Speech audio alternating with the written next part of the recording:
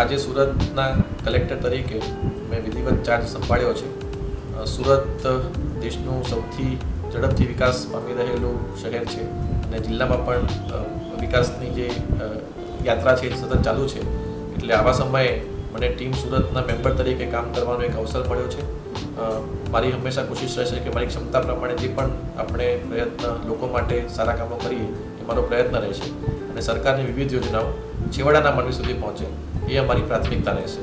તે ઉપરાંત જે અરજદારો છે એ અરજદારોની પણ નાનામાં નાની બાબત કે જે નિયમ અનુસાર હોય તે કામ ઝડપથી પૂર્ણ થાય એવું પણ મારો હંમેશા પ્રયત્ન રહેશે. અને સરકારશ્રીનું જે પણ માર્ગદર્શન અમને મળશે અને સરકારની જે પણ અલગ અલગ વિભાગો વચ્ચેના સંકલનની કામગીરી છે એ પણ તેથી ચોકસાઈપૂર્વક કરવામાં આવે એવો મારો મતલબ પ્રયત્ન રહેશે.